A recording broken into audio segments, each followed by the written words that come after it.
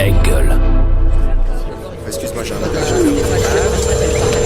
En mode avion, avec Fred Testo. Donc voilà, nous sommes aujourd'hui en mode avion avec Lucie et Bertrand. Merci Fred. Salut Lucie. Voilà, c'est parti. En 1976, lorsque j'ai eu l'idée de ce podcast, je me suis dit, tiens, ça serait cool de réunir un homme et une femme. Et nous voilà aujourd'hui. Donc vous vous connaissiez, donc je suis avec Lucie et Bertrand en mode avion.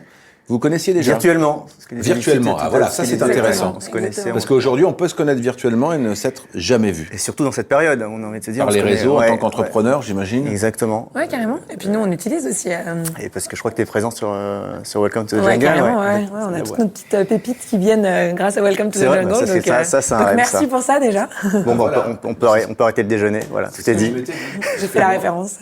Parce que vous allez dire ce que vous faites déjà, c'est important. Ouais, carrément. Vas-y, je te laisse. Donc moi j'ai monté une boîte qui s'appelle Too Good To Go qui permet à tout le monde de s'engager contre le gaspillage alimentaire. Donc en gros c'est une application qui connecte les commerçants de quartier qui peuvent avoir des invendus en fin de journée et vous et moi qui allons passer récupérer ces invendus et donc les sauver de la poubelle. Donc on a commencé il y a presque 5 ans maintenant. Ça allait hyper vite. Aujourd'hui on est dans 15 pays, 14 en Europe et on vient de lancer les États-Unis cette année. Plein milieu de la pandémie mondiale, on sait que c'était une bonne année pour faire ça. Et puis ouais, on a un peu plus de 750 Waste Warriors maintenant. Donc je le disais, beaucoup sont venus via Welcome to the Jungle, en tout cas en France. Et on a sauvé 60 millions repas de la poubelle. Donc ça montre que finalement, quand tout le monde s'engage à son échelle, on commence à avoir un impact énorme sur un problème comme le gaspillage alimentaire. Faut que tu expliques ce que c'est les Warriors. Les Waste Warriors. Ouais. C'est les combattants de la lutte contre le gaspillage alimentaire et c'est les employés de Too Good To Go en fait qui du coup se réveillent tous les matins pour sauver davantage de paniers de la poubelle. D'accord. Parce que donc toi, Bertrand, comme ça on a posé l'histoire. Ouais. Toi, tu as fondé. Moi, j'ai cofondé avec mon meilleur pote, qui est Jérémy Cléda, Welcome to the Jungle, il y a maintenant 6 ans. Exactement. On a fêté notre 6e année le 16 janvier. Bon anniversaire. C'est cool. Non, on est tellement heureux encore d'être vivants dans cette période. Et surtout parce que voilà, un peu comme Lucie, on avait envie de réinventer un peu l'histoire, d'avoir une mission aussi au sein de notre boîte et de pas juste créer une boîte pour entreprendre. Nous, on n'avait pas cette envie-là avec Jeanne de dire on va monter une boîte pour vraiment se dire dans l'idée en ville, on a monté une boîte quoi. C'est un peu relou. L'espèce d'incarnation de l'entrepreneur qu'on sauve le monde, c'était pas forcément notre truc, mais on se disait par contre si on se lève tôt le matin, on se couche tard le soir, autant on donne du sens à ce qu'on fait quoi. Et on s'est attaqué à un sujet qui était sous notre nez tous les jours, qui est le travail. Et on s'est rendu compte surtout d'un constat, c'était assez simple, c'était de se dire que on l'a tous vécu j'imagine, peut-être un peu de moins toi Fred dans ton métier, mais nous quand on avait 20 piges, quand on allait sur un site de recrutement, c'était un enfer quoi. Tu vois, tu vas sur des sites et puis tu tapes des cases et tu tapes directeur marketing, les machins et un peu au hasard. On se rend pas compte de ça. Et pour avoir une réponse sur 1000, et voilà, donc tu dis mais c'est un calvaire. Et t'as 20 piges, donc on te dit de croire au taf, alors que du jour au lendemain, en fait, c'est une désillusion totale. C'est un vrai calvaire de postuler. Et tu te dis que c'est quand même 60% de ta life quand même. Ouais. Grosso merdo. Et on dit, en fait, c'est ça la promesse qu'on te donne, c'est en fait, tu vas postuler dans des endroits que tu connais pas, t'as jamais rien vu. Et donc tu pioches au hasard parce qu'en fait, t'es en demande de job, mais derrière, t'as rien, quoi. Ouais. Et donc, nous, on s'est dit, on va essayer de créer le site de nos rêves. C'est-à-dire que quand on a créé ça, on avait une trentaine d'années, on s'est dit, si nous, à 20 ans, quel site on aurait voulu avoir ? Ouais. Et le site qu'on avait voulu avoir, nous, c'est simplement du contenu sur les entreprises, déjà. Pour trouver un emploi. Exactement. Donc, sur la boîte de Lucie, tu dis, voilà, à quoi ressemble Lucie, son discours, comment la fondatrice pitch sa boîte, la mission qu'il y a derrière. Ouais. Déjà, est-ce que tu as envie, est-ce que Lucie, ça te parle ou pas ? D'ailleurs, ça peut être un filtre inverse. Si tu dis, non, en fait, et derrière, c'est très bien pour toi parce qu'elle se dit, elle attire que les bonnes personnes. Ouais. Et puis aussi, de te dire, de manière assez immersive, les photos des gens, des collaborateurs, des bureaux. Parce que parfois, on peut se faire une idée d'un bureau et puis finalement, ça peut être déceptif, comme ça peut être génial. Très abstrait. Et te dire, toi, Fred, est-ce que moi, ça me plaît de bosser chez Lucie ou chez Welcome ou dans une autre boîte ou pas ? Voilà. Et donc, on s'est dit d'abord, montrons les entreprises de manière assez immersive et surtout les petites boîtes. C'est ça, au tout début, notre cheval de bataille.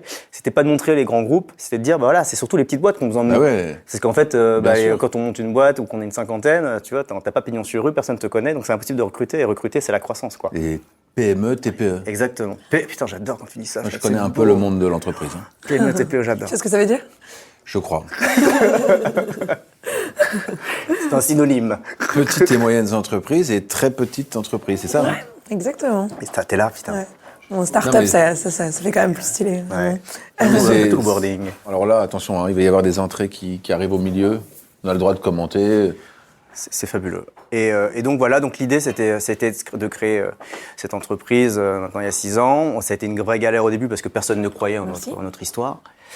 Et tout le monde se disait faire du contenu sur les boîtes, à quoi ça sert? Et puis finalement, on a aussi de notre côté un peu grandi. Et le nom alors, il est venu d'où? Il faut quand même se lancer pour s'appeler Welcome to the Jungle. Putain, déjà, moi, Too Good To Go, je regrette parfois d'avoir 4 mots. Ouais. Alors, Welcome to the Jungle. Mais en fait, alors, si on a un peu de temps, je vais juste revenir un peu en arrière, c'est que justement, il n'est pas venu comme ça, le nom. Il est venu de tous les fails qu'on a pu faire. C'est qu'au début, nous, quand on part de l'idée de se dire, tiens, on va faire une boîte qui change, et étrangement, au tout début, on est retombé dans tous les écueils de faire tout comme tout le monde. Ouais. Donc, on a eu des noms de merde, de genre Career, Welcome Jobs, tu vois, des noms vraiment merdiques. Coucou, c'est nous.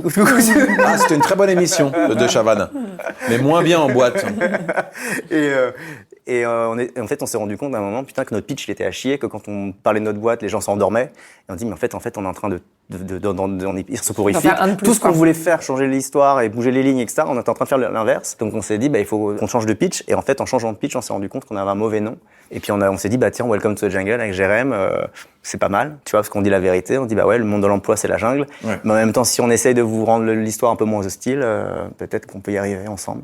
Et donc, on s'appelait Welcome. Au début, tout le monde se foutait de notre gueule. Il y a très peu de gens qui ont crié au génie, objectivement. Et ça, c'est genre, putain. Et ça a tout de suite commencé à et fonctionner. Franchement, quand même, quand ton pitch change, quand t'es aligné comme sur tes convictions, toi, tu connais bien l'histoire, c'est que quand tout est aligné sur comme là où tu veux aller. T'es en cohérence avec toi-même. En cohérence avec toi-même, ouais, exactement. Ça change tout, en fait. En fait, tu dis, mais la manière dont tu le pitches, t'es hyper fier, tu changes de frein. C'est con, c'était des détails. Mais moi, j'étais perdu. J'allais faire des conférences avec Capgemini en costard et tout. Mais mec, est-ce que t'as vraiment envie de faire ça? Oui, c'est pas toi, en fait. C'était pas toi. Et là, du jour au lendemain, c'est. C'est marrant parce que pour moi, c'est vraiment ça la définition du succès. C'est à quel point est-ce que tu te sens juste bien où t'es, quoi. Exactement. Et en fait, et ça, pour le coup, c'est chacun définit sa propre version. Mais en fait, c'est ouf le feeling que t'as quand tu te réveilles le matin et que tu sais juste pourquoi tu te réveilles et que t'as pas l'impression d'échanger tes heures contre de l'argent, quoi. Parce que quand même, il y a beaucoup de gens qui se retrouvent à faire ça dans leur boulot. Tu te dis, il faut que je fasse mes heures et en échange j'aurai un salaire et je pourrais enfin partir en week-end et en vacances, quoi. Exactement. Oui, et qui vivent une autre vie, en fait. Ouais, qui ne vivent pas leur vie, en fait. Qui ne vivent pas leur vie. Qui finalement sont à côté. Ouais. Ou bien qui se mettent comme ils pensent qu'il faudrait être par rapport à telle ou telle personne. Ça, c'est horrible. On a tellement de règles qui sont mises par la société sur la façon dont on doit... c'est quoi une bonne vie? C'est horrible. Hein. Et alors que là, justement, vous deux, vous êtes un exemple d'être en cohérence avec soi-même. Écoute, ouais, après, Je pense qu'il y a un mix de le vouloir, tu vois, parce que moi j'ai commencé ma carrière faire quelque chose chez Nestlé, en CDI, voilà, c'était ma question. Prête à partir pour 40 ans de carrière, toute tracée, etc. Il faut quand même réussir à vouloir s'extirper de cette boîte toute faite qui fait plaisir à tes parents, qui te permet d'avoir une réponse en société quand on te demande « Et toi, tu fais quoi dans la vie ?» Et après, je pense qu'il y a beaucoup de chance aussi, tu vois. Trouver ce qui t'intéresse, trouver les bonnes personnes avec qui le faire, avoir le bon time to market, etc. Quand tout ça s'enchaîne, t'as la chance que derrière, effectivement, tu te lèves tous les matins en sachant pourquoi tu te lèves. Et t'es OK de dormir 5 heures par nuit parce qu'en fait, t'es juste hyper content de faire tout ça, quoi. Et après vient la question de comment tu sépares ta vie pro de ta vie perso. Et en fait, moi, j'ai un peu à cœur de juste avoir une vie où j'ai des projets dans ma vie qui soient rémunérateurs ou pas rémunérateurs, etc. Et ça, pour moi, c'est la clé du bonheur, c'est de juste, tu vas organiser ta vie avec différents projets plutôt que de te dire, ça c'est mon taf et ça c'est ma vie perso. C'est dommage si tu dois mettre ce clear cut entre les deux, quoi.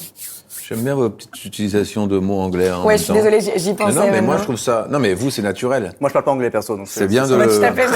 Ta boîte s'appelle Welcome to the Jungle, quand même. Moi, je suis archi nul en anglais, donc du coup, j'ai beaucoup d'espoir. Non, moi, je vous avoue que je vis entre les États-Unis et l'Europe en ce moment, et du coup, je pense que je parle plus anglais que français, mais je sais que c'est détestable quand t'es français. Pas du tout. D'avoir des gens qui arrêtent pas d'arrêter. Je parle très bien français, moi, toi. Merci, c'est gentil. Je t'avoue que c'est ma langue natale. Merci. Non, mais c'est important des fois de dire ce que ça veut dire. Bien sûr. Surtout aux gens comme moi. Qui ont fait de l'anglais, tu vois, à partir de la 6e avec des mauvais profs, donc qui n'ont pas fait d'anglais en fait, qui ont tout regardé en version française. Non, puis en plus dans le phénomène, dans l'écosystème, tu vois, qui est déjà dans le mot écosystème, qui est déjà en plus dans le wording, tu vois. Mais en fait, tu te retrouves quand même. Moi, l'équipe, ils arrêtent pas de se foutre de moi. C'est vraiment, c'est la startup nation par excellence où tu fais 3 anglicismes par phrase. Donc pour l'instant, c'est plus un sujet où on en rigole et on se moque de nous-mêmes, mais bon. Mais toi, ça a été facile de te dire, tiens, je quitte une grosse boîte où tu avais un peu un avenir tout tracé, finalement. Ouais, carrément. T'as fait des études, ça marche bien, t'as un bon poste. Ouais. Et comment, du jour au lendemain, tu as le droit de manger au milieu, hein. On peut avaler des bouchées.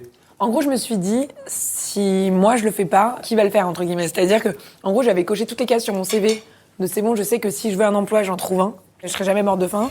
En plus, j'ai la chance de potentiellement avoir des parents cool et de pouvoir retourner habiter chez eux si j'ai besoin pendant un moment. Voilà. Et, Ça, c'est toujours important. Hein. Bah oui, de dire. Le Avoir des toit et à parents. manger. Si jamais t'es en galère du jour au lendemain, qui te donne à manger, Exactement. qui te donne C'est à un peu dormir. le bas de la ouf. pyramide de Maslow et te dire est-ce que mes besoins vitaux sont comblés. Grave. Et en fait, à partir du moment où tu as ça, bah, ça te laisse quand même beaucoup plus de possibilités pour créer, oser, innover. Et donc, je me suis un peu dit, je crois que j'avais 25 ans, 24 ans. Et je me suis dit, en fait, si je le fais pas aujourd'hui, je vais pas le faire dans 10 ans, je vais pas le faire quand j'aurai un crédit, 2 enfants, etc. Donc, en fait, autant oser maintenant.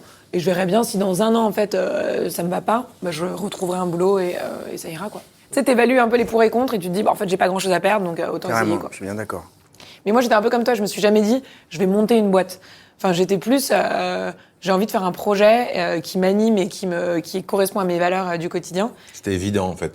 Bah ouais, franchement, moi, j'étais... Moi, c'était hyper puéril. Hein. Ouais. En vrai, moi, après, il y a le côté officiel de dire storytelling, tu vois, de dire. Et puis c'est vrai, évidemment, qu'on a envie de réinventer l'histoire, de bouger les codes, de rendre le monde de l'emploi moins obsolète et moins archaïque. Mais en vrai, ma première envie, c'était de bosser avec mon pote. Et d'ailleurs, je suis pas en train de dire qu'il faut entreprendre avec son meilleur pote obligatoirement. D'ailleurs, Ouais. c'est assez casse-gueule. Ouais. Ça peut être casse-gueule. Ça n'a pas été le coup pour nous, mais moi, en vrai, mon vrai kiff, c'est de me dire putain, je vais me lever le matin, je vais aller taffer avec lui, quoi. Et ça va être dur, mais je m'en branle, c'est trop fort. On va pouvoir bouffer de la merde ensemble pendant peut-être des mois et des mois. On va être à deux. Et mon vrai kiff. Et putain, c'est un jeu, quoi. premières années, la première année, mais c'était un enfer. On n'a pas gagné un rond. Je dis pas un rond, c'est pas un rond.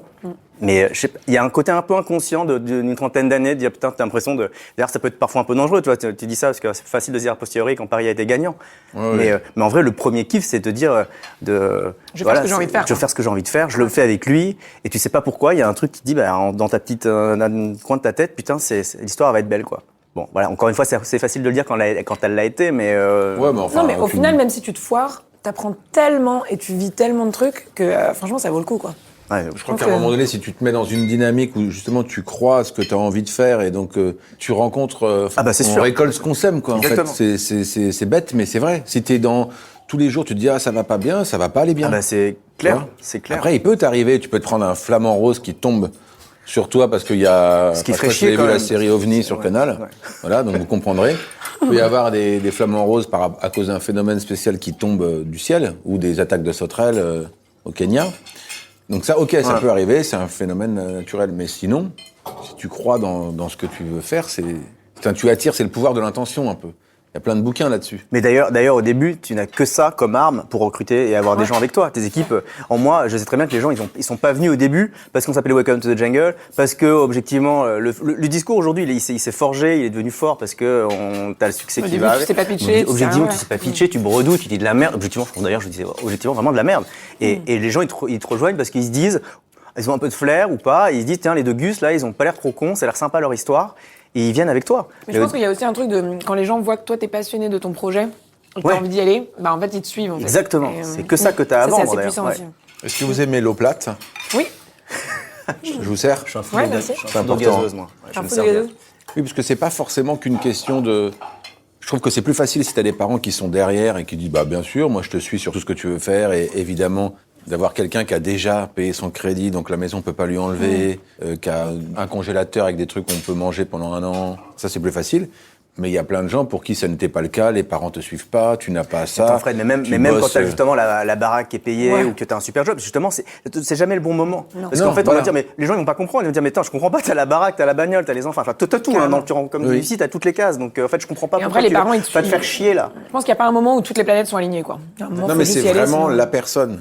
Ah ouais, Faut- ouais. C'est rapport. Exactement, c'est que De ta gueule. croire en toi en fait. Exactement, c'est que ça. Simplement. C'est que ça. Ouais, Après, doser, je pense.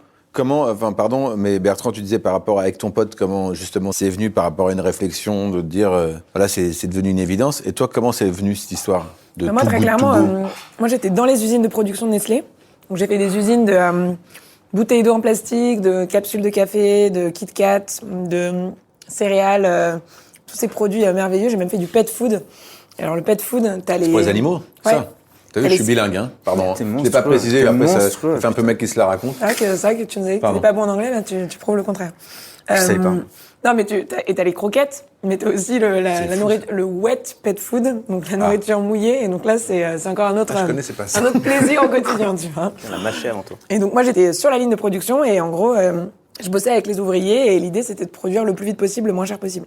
Donc Charlotte sur les cheveux, chaussures de sécurité, boule qui est.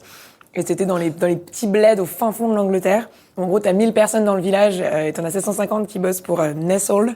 C'est comme ça qu'ils appellent ça en anglais. Putain, c'est ouf. Ouais, j'adore. Et alors que moi, j'étais vraiment la petite parisienne. J'ai grandi au cœur de Paris et pour moi, c'était un peu découvrir le vrai monde, tu vois. Et en fait, là-bas, je me suis rendu compte que ça fait partie du process de production de jeter de la nourriture. C'est-à-dire que quand tu produis de la nourriture, il y en a une partie qui est destinée à être vendue et l'autre partie qui est jetée, tout simplement parce que sur les 4 barres de Kit Kat, tu vas avoir une bulle d'air. Et donc, en fait, ça va te coûter beaucoup moins cher de jeter le produit directement plutôt que de le réouvrir, de le rémanufacturer, etc. Et donc, tu préfères juste jeter le produit. Et en fait, moi, je faisais des projets d'amélioration continue dont l'unique mesure, c'était est-ce qu'on produit moins cher plus vite et qui parfois produisait vachement plus de gaspillage, en fait. Parce qu'on faisait tourner la ligne plus vite, donc chaque produit nous coûtait moins cher, mais en fait, on jetait beaucoup plus. Et moi, je devenais folle, en fait. Je me disais, je passe tout mon temps et mon énergie à faire des projets qui, finalement, juste gâchent des produits, quoi. Et si tu veux, t'avais aucune mesure de quel est l'impact sur la santé de nos consommateurs, quel est l'impact sur la planète. Donc, il me manquait, en fait, toute une partie qui était hyper importante pour moi. Et du coup, derrière, j'ai commencé à regarder les chiffres du gaspillage alimentaire. Je sais pas si vous savez le pourcentage de nourriture qu'on jette dans le monde. Tu vas nous le donner tout de suite. Sur toute la nourriture qu'on produit, on jette... En anglais. On en jette un tiers. Donc, sur tout ce qui est produit sur la planète, on jette un tiers. Et en fait, quand tu entends ce chiffre pour la première fois, tu te dis non mais attends, c'est pas possible. Déjà, c'est impossible à croire. Mais en fait, l'autre truc, c'est que tu te dis, si c'est vraiment vrai, comment ça se fait que personne n'en parle, quoi? C'est-à-dire que sur 100 pommes, on en jette 33. T'es bon en maths aussi. Franchement, c'est... 33,33. Tout déjeuner, tu vas vraiment comme ça étaler que je suis mathématicien. Oui, j'ai été prix Nobel de mathématiques. C'est assez impressionnant. C'est marrant de se le donner en... Ah mais c'est clair, non mais c'est incroyable quand tu dis, et donc du coup nous on a toujours ce truc violent. De tu vois, tu prends une pizza, t'en as un tiers qui est gaspillé. Tu prends en termes de et ce qui est incroyable, c'est aussi quand on parle de plus en plus aujourd'hui de la crise climatique, le gaspillage alimentaire, juste le gaspillage, c'est responsable de 8% des émissions de gaz à effet de serre au niveau mondial. Et si c'était un pays, comme ça je vous donne tous les chiffres, ce serait le 3e plus gros émetteur de gaz à effet de serre derrière la Chine et les États-Unis. Donc si tu veux l'ampleur le gaspillage alimentaire, problème, si c'était un pays, ça serait le 3e plus gros émetteur de gaz à effet de serre. Donc, si tu veux, l'ampleur du problème, elle est juste énorme. Et moi, ce qui m'a choquée, c'est de me dire, mais pourquoi c'est pas beaucoup plus un sujet dont on parle au quotidien, quoi. Et donc, à partir de là, mon obsession, c'est devenu de me dire, comment est-ce que, déjà, on fait parler du gaspillage alimentaire et comment est-ce que ça redevient un sujet de conversation qui est important et comment est-ce qu'on donne les actions à chacun pour s'engager concrètement contre le gaspillage. Et un peu, moi, j'étais assez passionnée par ce truc de se dire, c'est un peu l'effet colibri de si chacun fait sa petite action à son échelle, derrière, tu peux avoir un impact d'ampleur sur des problèmes comme le gaspillage. Et c'est un peu ce qu'on fait au quotidien. Maintenant, tous les jours, il y a 150 000 personnes qui vont chercher leur panier anti-gaspi. Et tu te dis, 150 000 paniers sauvés de la poubelle chaque jour, tu commences à avoir un impact, toi. Et donc c'était l'idée. C'est de là que l'idée est venue. Je me suis dit, il faut juste faire quelque chose très vite, quoi. Et en plus, au-delà de ça, c'est que, enfin, moi, j'imagine, il y a maintenant, ça fait 75 ans. Quand j'étais étudiant, il y a 75 ans. Déjà. Putain, c'est vrai. Je suis refait de partout. Mais je n'ai pas honte de le dire. Hein. C'est vrai que... La chirurgie fait des miracles. C'est fou. À l'époque, tu te dis, mais t'avais pas ça, le côté, quand t'es étudiant. Non. De quoi ? Tu te dis, d'avoir aussi... Parce qu'en fait, on empêche le gaspillage grâce à ton idée. Mais en même temps, tu rends service à des gens qui vont pouvoir manger quelque chose pour un prix. Ah mais ça c'est incroyable, le nombre d'étudiants qui en fait, tu sauves aussi des gens qui peuvent se nourrir tout en respectant la planète. Ça va loin. Mais c'est ça qui est top, c'est qu'en fait quand tu réduis le gaspillage alimentaire, tu crées de la valeur économique puisque c'est des produits qui sont pas achetés et derrière tu peux la répartir entre le commerçant qui jette plus ses produits, le consommateur, en gros, tout ce que tu récupères sur Too Good To Go, c'est un tiers du prix de ce que tu aurais payé habituellement. Et nous, ça nous permet aussi, en tant qu'entreprise, de se développer en prélevant une partie de la valeur qu'on crée, en fait. Bah oui. Et du coup, tu as un modèle hyper vertueux qui permet à tout le monde de sortir gagnant de l'équation, quoi. Oui, parce que l'image que moi j'ai de l'époque, c'est t'es commerçant, t'as trop, donc tu jettes parce que tu pourras pas vendre le lendemain, ce sera plus bon. Donc, tu mets de la javel pour pas que le pauvre gars qui lui est en galère dans la rue vienne bouffer dans tes trucs. Et tu sais pourquoi ça ? Non mais je sais pas pourquoi ça, mais c'est... Ouais, je trouve en fait, la raison pour laquelle ils mettent de la javel, c'est encore une fois, c'est des contraintes réglementaires où en fait, si toi tu viens chercher dans la poubelle d'un supermarché un produit et derrière tu tombes malade, c'est de la faute du supermarché. Voilà. Donc tu peux te retourner contre eux. Et donc du coup, ils les rendent impropres à la consommation et donc ils balancent de la javel dessus. Alors ça, c'est interdit depuis 2016. Donc on n'a plus le droit de javeliser les produits. Et il y a même maintenant, tous les supermarchés ont l'obligation de mettre en place des conventions de dons avec les associations. Franchement, ça évolue très vite et la France est assez pionnière dans la lutte contre le gaspillage alimentaire. Donc il se passe plein de choses, mais il faut parce que c'est juste hallucinant l'absurdité du gaspillage. Quoi. Et après, donc toi, tu vas recruter par exemple des commerces, des restaurants, des magasins, n'importe quoi. En fait, si tu veux, tous les commerçants alimentaires qui font du frais. Donc ça peut être les restaurants, les boulangeries, les supermarchés beaucoup aussi, les primeurs, les marchands de sushis, de bagels, enfin tout ce que tu imagines, ça peut se retrouver sur Too Good To Go. Là, on a même ajouté un commerçant qui vend de la CBD. Donc, C'est ouf, c'est génial. Ouais. Ça reste un produit frais qui se périme. Donc, du coup, on est là pour sauver tout ça. Tout le monde peut être sur Too Good To Go. C'est fabuleux. C'est génial. Et alors, justement, Nestle, ils l'ont accueilli comment Nestlé. Voilà, bien. Pour ceux qui ont suivi depuis Tu le début. parles anglais, toi. Il y en a qui prennent qu'au milieu du podcast, donc fais gaffe. Ils n'ont pas le temps. Là, ils sont en pause déj, le mec, il a fait un conseil d'administration. Oui, bien sûr. Ouais. Il nous chope là maintenant, là, tout de suite. Il dit, je vais écouter une demi-heure, tiens. Parce qu'il y a Bertrand, je connais, il a l'air sympa. Bah ouais. Ou parce qu'il y a Lucie, elle a l'air sympa. Parce qu'il y a un mec de 75 ans qui anime le truc. Non, mais du coup, par rapport aux employés, toi, au final, vous connaissiez parce que, ce que vous disiez au début... En gros, nous, on utilise Welcome to the Jungle pour recruter nos employés. Et donc, effectivement, tes équipes sont venues dans nos bureaux, ils ont pris plein de photos, ils m'ont interviewé moi, mais ce que j'ai vachement apprécié, c'est qu'ils ont aussi interviewé des gens qui font le taf au quotidien, tu vois, parce que franchement, les médias mettent tout le temps l'accent sur le fondateur, la fondatrice, le CEO, le PDG, pardon. Et en fait, au final, ceux qui font le taf au quotidien, c'est les gens qui bossent dans la boîte. Et du coup, c'est hyper important pour les candidats de se rendre compte de ce que font les autres. Parce que tu rejoins avant tout les équipes, donc... Exactement, merci beaucoup. Végétarienne, artichaut. Ouais, je connais la carte par cœur. T'es un monstre. Bah, moi, j'ai une équipe de 300 personnes juste pour le podcast. C'est peut-être un peu trop. C'est vrai que nous, on exagère un peu. Tu recrutes via Welcome to the Jungle ou pas Pas du tout. Via le réseau. C'est vraiment... Non, c'est du bénévolat, moi. Je paye pas les gens. Hein. Du coup, ça réduit le nombre de gens qui postulent. Moi, je trouve ça assez marrant dans le monde actuel. Il y a plein de gens qui se connaissent sans s'être rencontrés. Ouais, alors là, avec la pandémie, forcément... Mais juste même pour le boulot, parce que c'est des concordances de choses, de métiers, et qu'en fait, tu t'apprécies et tu peux aussi bosser comme ça. Exactement. Après, nous, on vit dans un petit monde, l'entrepreneuriat, /start-up, Paris, enfin, tu vois, il y a un truc très... pour ça qu'on parle d'écosystème, et c'est d'ailleurs qu'il y a un mot qui me fait un peu gerber, parce que ça, c'est un peu relou, on parle que de ça, la French Tech, c'est que des mots où on a l'impression que c'est une espèce d'entre-nous, ou de gens un peu savants, machin, alors qu'objectivement... Non, mais alors pas du tout. C'est pas du tout, parce que c'est ça aussi que je voulais dire, c'est que vous, vos deux boîtes, c'est complètement ouvert. Grave. Partout, justement. Toi, tu disais dans le monde, mais en France. Ouais. Tu vois, parce qu'il y a pas on est en Europe, on n'est pas encore aux États-Unis, mais... Des boîtes, c'est le parisien ou... Alors, on a vachement pâti de ça, nous, au début. C'est qu'on était au tout début, étiqueté comme... étiqueté vachement la petite boîte. Moi, en fait, j'ai fui ça, parce que nous, au début, on était très start-up, très Paris, très branchouille. Ouais. On peut pas se refaire, toi. J'allais pas non plus dire, tu vois, moi, mon bureau était dans le 11e, avec ma beubare et mon bonnet, si tu veux, en mode un peu hipster. Je voyais très bien, on avait que des startups. Et donc, d'ailleurs, on disait, le Welcome, c'est un peu la boîte à rêve, quoi. La boîte qui met en avant les boîtes à rêve. Ce qui n'est pas du tout le cas, c'est que nous, on a toujours été agnostiques, et donc on a vachement pâti de ça. Moi, justement, on a toujours eu le discours de se dire, chez Too Good To Go, c'est pas forcément mieux que bosser chez AXA, et inversement. Je veux dire, il en faut pour tout le monde, et heureusement. Enfin, il y a des gens qui se retrouvent beaucoup mieux chez Nestlé ou que chez Welcome. Voilà, donc, nous, moi, je suis pas du tout en train de dire, de militer pour les startups, de dire que c'est les meilleures boîtes, et parce qu'il y a un baby-foot et il y a un truc à boule, qu'il faut y aller, quoi. Donc, c'est ça qu'on a vachement pâti au début. C'est de dire, en fait, c'était que des boîtes un peu sympas, un peu branchouilles qui étaient sur le site. Ouais. Et donc, on a essayé de fuir très vite ça. Et c'est pour ça qu'on a essayé de tout de suite aller vers les grands groupes, mais ils voulaient pas de nous, parce qu'on n'était pas connus. Donc, ils disaient, voilà, les gars, on reviendrait plus tard, quoi. Et toi, ça a été facile, ton expansion, Lucie, pour Too Good To Go en province, enfin partout, je veux dire, en France? Comment aborder ce sujet auprès des gens, quand même? Parce que, au début, j'imagine que c'était pas du tout facile. Non.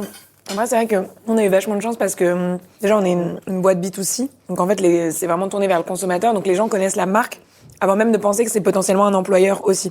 Et donc, du coup, nous, on a eu beaucoup de médias très vite. Et donc, en fait, finalement, les premiers employés de Too Good To Go, c'était les utilisateurs qui ont trop aimé le concept et qui se sont dit... et en fait, au début, ça a commencé, comme toute boîte, sûrement par des bénévoles. Ils m'ont dit, c'est trop cool, moi, il n'y a pas de commerçant dans ma ville, est-ce que je peux aider à en ramener? Ça a commencé comme ça. Ensuite, ils sont devenus freelance en se disant, en fait, ils sont rémunérés à chaque commerçant qu'ils ramènent. Et puis, c'est que quasiment 1 an et demi plus tard qu'on a créé le premier CDI. Mais si tu veux, la fille, ça fait déjà 8 mois qu'elle était là et qu'elle avait bossé gratuitement, puis en prestation de service. Et puis, et après, elle est devenue la premier CDI. Et aujourd'hui, elle gère des équipes de dizaines de personnes. Je dirais que ça s'est fait assez naturellement et qu'en fait, c'est vraiment des gens qui étaient fans du concept qui l'ont ramené dans leur ville. Et moi, typiquement, mon plan d'expansion en France, c'est juste des gens qui m'appellent, je sais même pas comment ils ont eu mon numéro, ils me disent « Ouais, c'est trop cool, est-ce qu'on peut le faire à Bordeaux ?» Je fais « Oui, vas-y, pas de problème. » Et derrière, 3 semaines plus tard, on lance la ville. Et en fait, même au niveau des pays, ça a été la même chose, quoi. Donc ça a plus été les gens, en fait. C'est que une histoire de gens. Fabuleux. Ouais. Et au niveau politique, Alors, au niveau politique... c'est plus compliqué, non? Parce que tu as l'impression d'aller sur... Tu te dis, enfin, ce qui est assez marrant, c'est que dans vos deux idées, je trouve, après, sans discréditer, parce qu'il y a plein de... Heureusement, il y a, j'imagine, enfin, j'en ai connu 2-3 dans ma vie, des gens qui font des vraies choses en tant que politique, heureusement. T'as l'impression que vous avez eu des idées que des politiques auraient dû avoir, en fait, pour faire avancer le pays. Et il y a plein de gens, hein, je pense qu'il y a plein d'autres gens comme vous. Heureusement, il y en a plein qui le prennent. Bah, super, attends, tout le monde peut avoir des idées. Enfin, moi, c'est comme ça que je le verrais. Ouais, carrément. Je suis un partageur, je suis pas un mec qui joue en solo. Mais comment après c'est abordé, toi, dans une ville où tu pourrais avoir... Quand tu as une mairie, c'est très facile de médiatiser pour dire Carrément. tiens, voyez une telle parce que vous allez voir, pour tout le monde, c'est vachement bien. Ouais, carrément. C'est du Mais business. moi, je pense que pour le coup, il faut vraiment de tout pour faire un monde. Et en fait, bien il sûr. faut du public, il te faut du privé, il faut des associations, il faut des gens engagés. Et du coup, nous, on a bossé avec les mairies qui parfois nous ont contactés en disant c'est trop bien, il faut l'amener dans notre ville. Nous, on a des objectifs de réduction du gaspillage. On bosse aujourd'hui avec le gouvernement sur des sujets plus globaux. Là, on vient de lancer un pacte sur les dates de consommation pour faire la différence entre une date à consommer de préférence avant le, à consommer jusqu'au. Parce que ça, c'est responsable de 20% du gaspillage alimentaire dans les foyers. C'est horrible, ça. Juste parce que les gens comprennent pas les dates, en fait. Oui. Et donc, typiquement, quand on lance ce genre de choses, on va voir le ministère de la Transition écologique, on va voir le ministère de l'Agriculture et de l'Alimentation, et on leur dit on a besoin de votre soutien pour que ce pacte, il ait l'ampleur qu'il mérite, en fait. Mais en même temps, eux, ils ont besoin de nous, ils ont besoin des acteurs du terrain qui vont être beaucoup plus réactifs, en fait. Et tu vois, quand on bosse avec les mairies, c'est top, ça nous donne de la crédibilité, ça nous donne toute une base de contacts. Mais en fait, nous, alors que notre temps moyen, c'est la semaine, chaque semaine compte, eux, ils se disent ouais, on fera un truc l'année prochaine, quoi. On va aller hyper vite, on va le faire l'année prochaine. Le temps politique n'est pas le temps humain, hein, clairement. Ça, c'est fou. Hein. Et puis, en plus, c'est complètement paralysé dès qu'il y a une élection qui arrive dans un an et une élection qui vient d'arriver. Donc, du coup, nous, on les a toujours plutôt pris comme un bonus, en gardant la porte ouverte et en se disant tout ce que vous pouvez amener, trop bien, mais de surtout pas se reposer sur eux parce que sinon, t'avances pas, quoi. Mais non, mais c'est hyper intéressant de bosser avec tous ces acteurs différents et tu comprends vraiment les enjeux des uns et des autres. Bah surtout que aujourd'hui, tu te dis tout va très vite. Je pense que c'est tout l'enjeu aujourd'hui. Hein. Il faut qu'on soit beaucoup plus rapide. Et les politiques, ils n'arrivent pas à se mettre sur ce rythme-là, en fait. Bah parce que je pense qu'on est sur un vieux système. On en a parlé à la télé, hein, souvent, de bureaucratique. Je pense qu'il faut changer de république et faire un truc plus simple. Allez, on Et casse tous tout. dans le même immeuble. Je l'ai déjà dit, je crois, dans un podcast. Parce que je fais de la politique dans ce podcast. On fait podcast. Moi, c'est aussi un fait sur la langue. Après, la vitesse, c'est un truc aussi. Nous, quand on monte la boîte, on est tout de suite rattrapé par le temps. Parce que déjà, t'as pas un rond, donc on fait ce qu'on appelle une levée de fonds assez vite, parce que il faut recruter. Enfin, en fait, il faut que t'avances, tout le temps avancer hyper vite. Donc, je sais pas que je suis pas là pour défendre les politiques, mais tu vois, je peux aussi comprendre que tu vois, il y a une volonté d'aller si vite aussi de notre part. On se rend pas compte, mais c'est vrai qu'on va à 1000 à l'heure. Parce que toi, tu racontais la vitesse à laquelle tu t'es, ton expansion. Enfin, c'est irréel quand on se pose 2 secondes. Aujourd'hui, c'est marrant parce que toi, il y a des phénomènes de levée de fonds. Maintenant, là, avec les startups, tu dois lever un peu d'argent auprès des fonds. Et maintenant, quand tu lèves 20 millions, 30 millions d'euros, ce qui est une somme colossale, ça paraît peu. Je te jure, on vit dans un monde assez bizarre. On vit dans un monde assez bizarre. Tu vois ce que je veux dire? Donc, toi, le temps, l'argent, nous, c'est assez biaisant. Donc on fait mais il y a un décalage qui, je pense, pour aller plus vite, il faudrait que ça se réduise. Mais je pense qu'il y a l'État, et je pense qu'il y a les grands groupes aussi, qui galèrent complètement. Mais les gros mastodontes qui sont très Moi, en étant chez Nestlé, je me suis rendu compte que, en fait, t'imagines, quand t'es à la tête d'un groupe comme Nestlé, l'impact que tu peux avoir sur le monde, quoi. Si demain tu décides de changer complètement la façon dont t'abordes les sujets de santé, d'environnement, l'impact, il est juste énorme. Mais sauf qu'en fait, ça devient impossible. C'est tellement des énormes mastodontes que pour les faire bouger de 1%, ça prend des années, en fait. Et c'est là où t'as la fuite des talents chez les startups. Parce qu'en fait, je pense qu'il y a un vrai désir d'impact et de faire changer les choses que tu perds complètement quand t'es dans un grand groupe, quoi. Oui, t'as un peu un truc qui ronfle et pourquoi changer, quoi. Enfin, ça mettra le temps. Même si tu sais qu'il faut changer, c'est tellement difficile. Parce que derrière, en fait, tu peux pas licencier des gens, parce que derrière, c'est des familles entières, etc., machin. Donc, en fait, t'as quand même très peu de flexibilité en termes de, t'as plein de coûts qui sont immobilisés. T'as des usines, t'as des bureaux, donc tout ça, c'est compliqué. Et puis, en plus, dès que tu bouges d'un petit doigt, derrière, il y a toute la chaîne alimentaire qui est révolutionnée, quoi. Nous, typiquement, quand on parlait de rallonger les dates de péremption sur les yaourts, en fait, ils nous expliquent que derrière, c'est toute la chaîne qui est impactée, que les producteurs de lait Aujourd'hui, ils vont devoir du coup en produire moins potentiellement si on vend moins de sûr. yaourts. Ouais. Et en fait, tu te rends compte de juste les vagues que ça crée à chaque fois, ce qui fait que du coup, tu restes immobile parce que c'est impossible, quoi. Et c'est vrai que c'est compliqué. Il manquerait plus qu'avec ça, on ait une pandémie. Bah ouais. Imagine, t'as une pandémie, alors que là, on est en pleine... tu vois, si t'avais ça, donc du coup, tout est à l'arrêt, ou... Ça serait fou parce que ça ralentirait... Enfin, après, je sais pas, on verra. Enfin, heureusement, pour l'instant, on est à l'abri de ça. Et après, c'est cette phrase un peu bateau, mais dire en effet, elle a raison, Lucie. Il faut tout pour faire un monde. En fait, nous, on est un peu rattrapé aussi avec les grands groupes par ce sujet de conviction. Il y en a qui se servent énormément aussi de ça comme outil marketing. Aujourd'hui, tu vois, Lucie, elle a une vraie conviction, c'est-à-dire, je vais changer quand même ce bordel parce que j'ai vu intrinsèquement que ça ne marchait pas, donc il faut qu'on fasse fonctionner les choses autrement. Mais tu as des boîtes qui disent, attends, on va pas faire forcément bouger les choses, mais en vrai, on va coller sur les murs des grosses valeurs, comme quoi avec une vraie mission, tu vois, comme quoi on veut changer le monde, pour recruter des gens, parce qu'on va avoir une meilleure image. Nous, on le vit, ce qu'on appelle, ce qui est un mot qui est dégueulasse, s'appelle la marque employeur. Tu vois, nous, on l'a vu récemment, je peux donner un exemple, c'est que nous, on est passé à la semaine des 4 jours chez Welcome. Chez Welcome, toi, t'en es... Ça d'ailleurs, merci, ça a fait du bruit derrière. Ouais. Il y a tous les employés qui disent « ils font 4 jours là-bas ». Nous, on n'est pas en train de dire qu'il faut être à 4 jours. Nous, on est une boîte parce qu'on pense qu'on a créé une entreprise qui peut travailler 4 jours, qui peut payer de 5, et que les gens, nous, on a essayé d'allier lifestyle, projet perso, etc. Mais chacun fait ce qu'il veut. Et je pense que ça, c'est pas possible dans toutes les boîtes.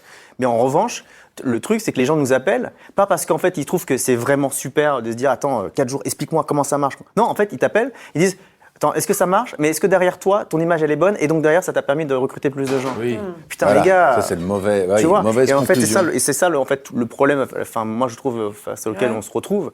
Lucie et moi, c'est qu'en fait, je pense qu'on est vraiment convaincus on doit essayer de faire bouger les choses et qu'il y a des choses à faire. Et si on se plante, on se plante.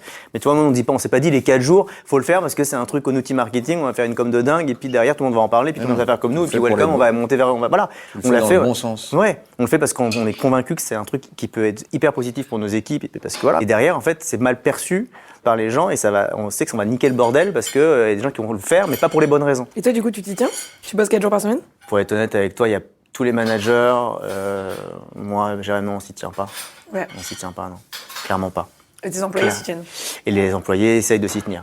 Je te dis pas que c'est valable pour tout le monde, encore une fois, tu vois, vraiment, objectivement, je pense que... Mais parce qu'il y a quand même un truc, enfin... Mais je moi, pense j'ai que oui, vu grosso merdo, ouais. Je sais pas si vous avez vu le doc sur Pierre Lescure, qui a été mon patron, j'ai eu cette chance, sur France 5, qui est en replay, vous pouvez le regarder, de Maxime Switek. Et il expliquait ça à l'époque quand il accepte Canal, et il dit, ouais, ok, mais moi, il faut que faut avoir le droit de faire des choses à côté. Bien sûr. C'est-à-dire que le droit de faire des choses à côté, c'est d'aller faire des expos, de se barrer de ton bureau, d'aller faire des dîners, de faire autre chose. Moi, d'aller en boîte de nuit, de vivre ta vie. Parce qu'en fait, t'es meilleur. Alors que si t'es comme un crevard toute la semaine à te faire chier dans ton truc, enfin, pas sans te faire chier, mais même quand tu te fais plaisir, c'est qu'à un moment donné, enfin, moi, je vois ça vraiment dans mon métier, c'est un métier où c'est pour ça que l'intermittence, c'est super important. Grave. D'être intermittent, parce que ça te permet à des moments où tu as besoin de te ressourcer, d'écrire ou de juste vivre ta vie pour être productif après. Donc c'est ça, ce modèle qui est en train de crever d'ailleurs, parce que franchement aujourd'hui il a été complètement bousillé, le modèle de l'intermittence. Mais sinon, à la base, c'est une super idée de dire à des gens, et moi je pense que ça doit être libéralisé pour tout le monde. Et nous, on le modèle espère que tu vois, intermittent devrait être le modèle. La journée qu'on donne avec la boîte, le but, c'est pas que justement, ils font ce qu'ils veulent, les gens, s'ils se reposent et qu'ils s'occupent de leurs gamins ou qu'ils vont au ciné. Mais se nourrir de choses. Et moi, il y en a qui sont venus me voir, ils étaient en panique parce qu'ils m'ont dit, je suis désolé, il faut que je t'avoue un truc. Putain, j'ai eu ça, t'as raison. Ma journée, j'ai pas de thunes, donc je sais pas quoi faire, tu vois. Donc ça nous est arrivé. Et surtout, et alors, le pire qui m'est arrivé, parce que ça allait contre justement cette conviction de départ qui était de dire, mais émancipez-vous, faites d'autres choses que nous. Parce que ça va nous servir quoi qu'il. C'est-à-dire que les mecs ils disaient, attends Bertrand, faut que je te le dise parce que je sais que ça va sortir. En fait, j'ai travaillé sur un caméraman qui est venu me voir. Il me dit voilà, qui est cadreur chez nous. Il me dit j'ai fait une prod il y a pas longtemps sur mon jour off. Ah oui. Et je vais être tagué sur Instagram et tu vas le voir. Et je dis mais c'est quoi le problème? Et le mec est venu limite en larmes, vraiment, tu vois, vraiment pas bien, genre putain tu vas le voir, tu vas voir que j'ai travaillé hors de la boîte. Et je dis mais je t'en supplie, refais-le 1000 fois. Tous tes jours off, mais travaille ailleurs si tu veux, tu vois, parce que c'est ça qui va nourrir, qui va être machin. Tu vois autre chose parce que Welcome, ça plafond de verre parfois, tu vois, tu fais des tournages et tout ça, mais bien sûr. c'est génial de pouvoir. Moi, j'y crois à fond à ça. Et donc en fait le mec est étrangement. Alors c'était un peu cliché de dire ça parce que mais le mec est meilleur. On l'a vu depuis 6 mois. Il a fait, je sais pas, X tournages sur ses jours off. En plus, il a gagné un peu de sous à côté. Il a vu autre chose. Il s'est formé sur d'autres trucs et c'est fabuleux. Ouais. Donc évidemment, tout le monde dit win-win. C'est win-win. Pour parler un peu. Tu vois, j'essayais de le dire en français, mais vous n'utilisez pas assez de trucs anglais. Moi, je trouve depuis tout à l'heure. Je peux faire mieux. Heureusement que le bilingue est là. Hein. Le Fredo, il est là, il est présent. Hein. C'est win-win. Et je pense que la modernité, c'est ça quand même. C'est de laisser aussi les gens... Enfin, tu disais les baby-foot, c'est peut-être des clichés, des trucs, mais quand même... Je suis désolé, tu vas dans un environnement... Après, il y a deux écoles, hein, parce que les environnements où il y a crèche, machin et tout, et qu'on t'oblige... Ah bah, tu vas laisser ton enfant, et finalement, tu restes dans une prison. Ça, ouais, oui, je me méfie ça, toujours c'est du pas baby-foot, forcément de la moderne. crèche en bas de bureau, tout ça, je suis très méfiant de tous ces trucs-là, moi, mais ouais. Moi, j'ai travaillé dans des bureaux comme ça, où tu viens un peu quand tu veux, tu fais ce que tu veux, et c'est très cool. Ouais. Aussi. Et en plus, alors après, ça dépend des métiers, mais t'as des boulots, enfin, en tout cas le mien, tu peux être très bon pendant 2 heures et d'un coup être nul pendant 4 jours. T'as pas d'idée, quoi. Et toi, il faut aussi s'adapter. Après, il y a des gens, ils ont besoin de respirer, parce que sinon, bah, c'est une routine. Exactement. Donc, si t'as le droit de respirer... Et t'as quand même un truc où il y a la société qui tue un peu ta créativité sans cesse, quoi.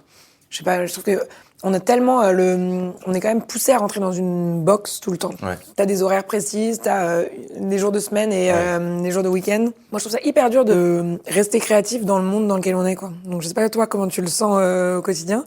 Et je trouve aller chercher de la créativité dans ce truc où on te met tout le temps des barrières. Bah, moi, sinon, je pense que je serais déjà plus là depuis longtemps, mais je pense que la chance, c'est ça, c'est que de quasiment pas avoir d'horaire, sauf aussi sur des tournages, t'as des horaires. Si tu fais du théâtre, t'as un horaire. Mais Et du coup, faut se motiver tout seul, quoi. Parce qu'en fait, faut te lever le matin et organiser ta journée sans avoir de cadre précis, quoi. Ouais, mais justement, moi je trouve que c'est plus sain. Après, parce que déjà, par exemple, pour ceux qui ont des enfants, emmener des enfants à l'école à 8h30, pourquoi c'est pas 10h? Ouais, ou quand ils veulent, en fait. Il y a des enfants qui sont du matin, d'autres qui sont C'est du bizarre soir. ce truc en France. Alors c'est en Angleterre où ils vont tout de suite, ils vont boire des coups ils commencent plus tard et après ils vont boire des coups, pas les enfants. Après hein. l'école. Enfin, Ok. si, il y a des enfants qui boivent en Angleterre, j'en ai vu moi. À Manchester, ça boit pas mal. Hein. Dès que t'as 10 ans, tu À bois. Liverpool aussi, c'est fou. Bah, d'ailleurs, il tenait un bar, À le 5 mec, il piges, avait 10 ans, il avait un bar à Manchester. C'est très tôt, 8h30, tout va très vite, donc est-ce que t'as pas des horaires... Enfin, en tout cas, il y a une réflexion à avoir là-dessus pour faire un panel d'horaires plus large. Ouais, tu sais, dans les pays scandinaves, ils arrêtent l'école à 14h, quoi. Et après, ils font des activités. Ils jouent dans la forêt. Enfin, il y a plein d'autres trucs à faire. En fait, quand t'es enfant, c'est quand même fou que l'apprentissage, tu l'aies uniquement via la salle de classe, quoi. Ouais. Et il y a plein d'autres façons d'apprendre à grandir, quoi. Je sais pas, moi j'ai eu cette chance. Maintenant, je suis un peu la vieille qui radote, la vieille Fredoche. Tu vois, Dupontel, l'autre fois, il était dans l'émission C'est à vous sur France 5 et il racontait comment, avec Lescure, Alain de Greff et Pierre Lescure, il avait voulu leur pitcher son premier film Bernie. Il dit, putain, il a fallu aller les voir en boîte de nuit, je sais pas où. Ah ouais. Il leur a raconté, il dit, sauf que la différence avec ces mecs-là, c'est que moi, j'aurais raconté à 3h du matin mon pitch, et le lundi, à Canal, les mecs ont dit, ouais, bien sûr, oui, on s'en souvient, ouais. Quand on s'est vu ce week-end en boîte, ouais. Bah, ok, vas-y, on te donne l'oseille pour le faire. Et tu le fais. Il racontait ça, donc tout se fait pas, rendez-vous à 10h dans le bureau avec machin. Enfin, je trouve que on n'est plus là-dedans. Enfin, c'est pas vrai. C'est comme tu disais, sur les fringues.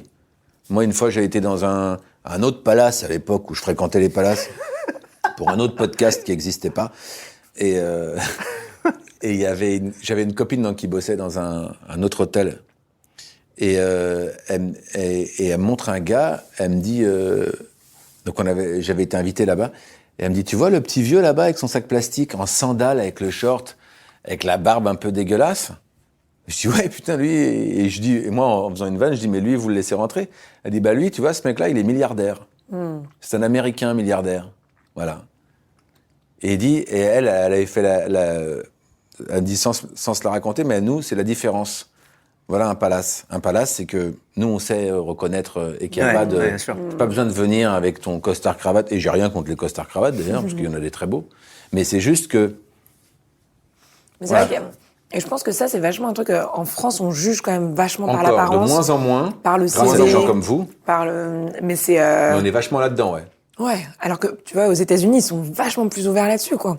Et tu fais ce que tu veux, tu t'habilles comme tu veux, tu te comportes comme tu veux, et on va pas te juger là-dessus, quoi. Même en termes de recrutement, tu recrutes pas tant sur le CV, tu recrutes plus des personnalités, et ça fait du bien, quoi. Alors, après, tu vois, là, on parlait de levée de fonds. Tu sais, moi, quand je suis allé chercher les premières fois où tu vas faire des levées de fonds, Attendez, des trucs, moi, tu vois, je suis tatoué jusqu'aux couilles. Franchement, je dis, les mecs m'ont. Ça, on n'a pas envie. Enfin, dans le podcast, nous, on va pas jusque-là. Les mecs m'ont vu arriver, je te jure, je les voyais, ils scotchaient, tu vois. Mais tout ça se comprend. C'est pas non plus, tu vois, je peux comprendre. Parce que c'est nouveau, etc. Donc, tu peux pas non plus dire, c'est pas du racisme. C'est juste qu'en fait, c'est quand même hyper nouveau pour eux de voir un mec qui sort de nulle part, en plus un peu basané, encore, t'es un mec, quoi. tatoué. Et encore, je suis un mec. T'as entièrement raison. Et encore, je suis un mec. Parce que franchement, quand tu regardes les pourcentages de levées de fonds qui sont dans des boîtes de femmes dirigeantes, c'est quand même triste, quoi. C'est hyper triste. Oui, parce que d'ailleurs, il y a eu une étude sur les femmes dirigeantes c'est terrible. Le constat, il est terrible. Non, mais que justement, dans les boîtes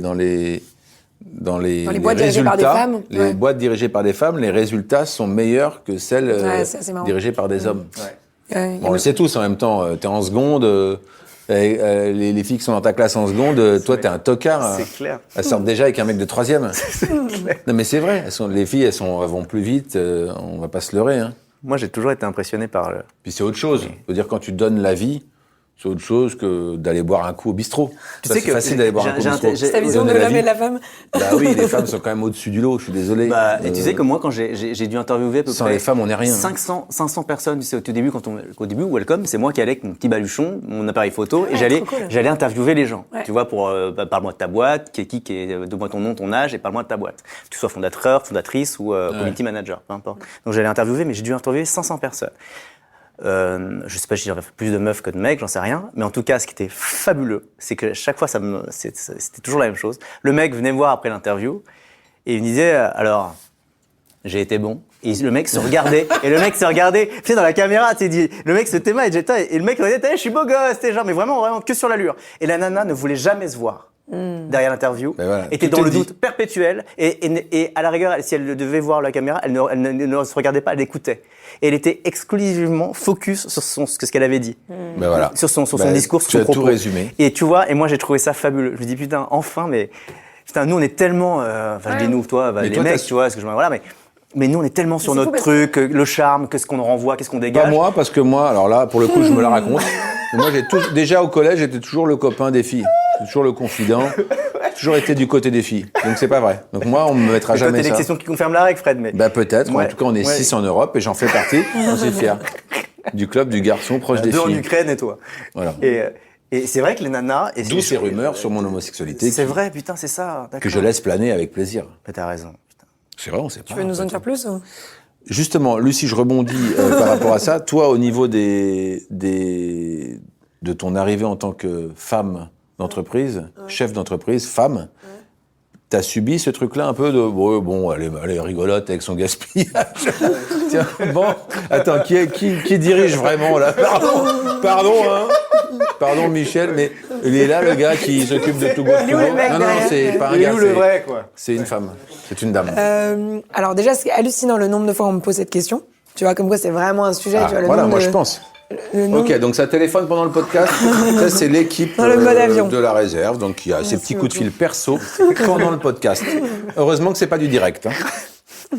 On se permet de faire des blagues, nous ça nous fait une blague en plus. C'est bien parce qu'on parle sérieux, on déconne, on est cool quoi. Ça c'est du chou du coup. Ça a l'air trop bon. Ça c'est magnifique. Hein. Et vous c'est quoi? Le chou avec un tout petit peu de volaille, mais végétale. Hein. Très certainement. Non, c'est ouais. J'avais mangé ça une fois. C'est original? Ouais, carrément. C'est très bon, hein. On se régale. Hein. Donc oui. Oui, alors, donc Lucie, comment ça s'est passé? Est-ce que tu as déjà subi un petit peu de c'est vrai que c'est une question qui revient tout le temps. Qu'est-ce que ça fait d'être une femme entrepreneur, une femme à la tête d'une équipe, machin? Nous, à nos âges, on se pose pas cette question, par exemple. Bah non, heureusement que non d'ailleurs. Mais au contraire, même, tant mieux. Ouais, en fait, moi, ce que je dis, c'est que... En fait, je pense que ça dépend vraiment de comment tu le vois. Et est-ce que tu te dis, là, est-ce qu'il m'a parlé comme ça parce que je suis une femme ou pas, etc. Moi, j'avoue que j'ai un peu fait bulldozer, je me suis pas trop posé de questions. Et finalement, je dirais que j'ai plus été victime de discrimination positive que le contraire. C'est-à-dire qu'en fait, tu te fais quand même, aujourd'hui, inviter à des tables rondes parce que t'es une femme et qu'il faut une femme autour de la table. Tu te fais interviewer parce que le journaliste doit mettre une femme dans son article, etc. Et du coup, moi, j'ai plutôt joué là-dessus comme en me disant que c'était une chance plutôt qu'un problème. Et au contraire, tu vas te dire, en fait, qui que tu sois, t'as des caractéristiques. Tu peux être blond, tu peux être grand, petit, machin. En fait, ça fait juste partie de ta personne et tu joues avec, en fait. Mais après, on m'a répondu souvent à ça, que j'étais capable de tenir ce discours et que j'avais pas encore été victime de cette discrimination ou de ce plafond de verre parce que j'avais pas d'enfant. Et que potentiellement, le jour où t'as un enfant, ça commence à changer, parce qu'en fait, naturellement parlant, bah oui, c'est toi qui dois l'allaiter, c'est toi qui est fatigué potentiellement avant de donner naissance, etc. Et donc, potentiellement, le shift se fait encore plus ressentir à partir de ce moment-là, quand les hommes ont quand même moins de rôle crucial à jouer au tout début de la vie de l'enfant que les femmes, quoi. Et donc toutes les questions de congé mat, congé pat, comment est-ce que tu rends ça plus égal et en fait comment est-ce que tu accuses le coup de cette différence qui pour le coup sera toujours là, quoi. En fait, tu peux pas. Oui, d'ailleurs, c'est pas en Suède où le congé pas. Ouais, en Norvège, le congé, en fait, t'as 12 mois à prendre pour le couple et t'as un minimum de 3 mois à prendre pour la femme, un minimum d'1 mois à prendre pour l'homme. Et le reste est à répartir au bon vouloir, quoi. Et ça, en fait, c'est tellement génial parce que du coup, tu te retrouves avec toute une société où beaucoup d'hommes prennent 6 mois de congé parental. Et en fait, c'est tout à fait accepté, quoi. Après, en tant qu'employeur, c'est une galère de fou parce que c'est quand même chiant quand les gens partent 6 mois. Ouais, mais c'est un peu, c'est beaucoup plus. Moi, ma femme. quoi. Oh putain, j'ai dit que j'avais une femme. Tu l'enlèveras ça parce que Ça va faire j'ai la fait une, toute hein. ma carrière sur. Non, mais c'est vrai que tu te dis bon, je sais pas quand tu te connais. Moi, je galérais, voilà, et qu'elle bossait à fond, par exemple. Donc tu te dis si t'avais eu un enfant à ce moment-là, c'est peut-être moi qui avais le temps de le ou la garder toute la journée, quoi, parce que je n'avais pas de travail, j'étais au chômage, même pas d'ailleurs. Et du coup, ça payait pas parce que j'avais pas assez travaillé avant. Mais c'est aussi l'intermittence, c'est ça. Et du coup, tu te dis, c'est plus logique, en fait. Si t'as un couple, des gens qui ont des enfants, faut dire, au moment où ça t'arrive, peut-être qu'il faut aller plus vers l'un ou l'autre pour donner le congé maternité global, en fait. Clairement. Et en France, on est quand même plus du côté, c'est le bonhomme qui va aller chercher la paye pour nourrir la famille. On est des ringards quand même un peu. Tu sais que le congé pat, c'est 11 jours. C'est quand même... en fait, ça vient d'être modifié, maintenant c'est 3 semaines. Nous, là, chez Welcome, c'est à 5 semaines. Mais franchement... Parce que tu peux le faire dans chaque boîte. Après, tu peux aller au-delà du minimum légal, en fait. Ah, c'est génial, je savais pas ça. Nous, on l'a mis à 5 semaines chez le mec. Ouais. Bon, alors nous, c'est pas du tout, on s'est pas dit, on n'a pas... Toi, on est revenu à notre propre histoire avec Jérém, on s'est dit, mais nous, on l'a hyper mal vécu, en fait. Le fait de pas avoir de congé pat. Ouais. Franchement, moi, je l'ai hyper mal vécu. Tu te dis qu'en fait, c'est comme si la société disait le père n'a pas de rôle dans la vie de l'enfant, quoi. Ouais. Non, mais franchement, c'est une négation du truc, tu vois. T'as l'impression que. Putain, alors je suis toute seule en vrai, au plus, tu vois. Mais surtout que ça n'existe plus. Enfin, aujourd'hui, quand même, il y a une tendance où les pères de famille s'occupent de leurs enfants. Bah ouais. C'est fini les pères de famille qui s'occupent de leurs enfants, comme avant. Où ils étaient au bistrot en train de cloper et boire des pastis. Depuis le confinement, ça a remis un peu la balle au centre aussi, quoi. Et c'est là où, encore une fois. Moi, j'ai pas vécu ça. Hein. Mon père, il faisait à manger et tout. Ouais. Il était là, il nous lisait des histoires le soir. Mais tous mes potes ont connu l'inverse. Ouais, Pardon, moi, j'ai connu l'inverse. C'est là où tu dis que les entreprises ont leur rôle à jouer. Parce qu'effectivement, nous, on peut rallonger les congés pat, les congés mat, etc. Mais l'idée, c'est qu'après, l'État se bouge aussi et on en parle encore peu quand même, quoi. Tu vois, je trouve que là, tu parlais de politique, je trouve que les politiques, tu vois, ils ont un rôle à jouer. Là, pour le coup, ils ont un rôle très clair à jouer. Ouais. Mais vraiment, tu vois, c'est... Pour réparer ce genre d'inégalité. Mais de ouf. Ouais. Parce que les salaires, tu vois, l'inégalité de salaire, historiquement, le gap s'est créé parce qu'on a demandé à un moment aux hommes et aux femmes combien leur avis sur leur salaire, leur grille de salaire. Et le mec, quand il vaut, je dis n'importe quoi, il vaut 30 000, il va dire 50. La nana, quand elle en vaut 50, elle dit qu'elle en vaut 20. Je grossis le trait, évidemment. Et c'est comme ça qu'en fait le gap s'est créé au début. Mais ce qui est fou, c'est que si tu fais pas attention, c'est que moi-même, je me suis retrouvée à mieux payer les hommes que les femmes dans ma boîte, quoi. Voilà, tu vois. Et en fait, c'est juste parce que, en fait, t'es entrepreneur, tu commences, t'as pas de thunes. S'il te demande 30, tu vas lui dire, allez, on fait 28. S'il te demande 40, tu vas dire, allez, on fait 38. Et en fait, tu te retrouves, du coup, dans une boîte où moi, j'ai réalisé ça quand j'avais peut-être 8 employés.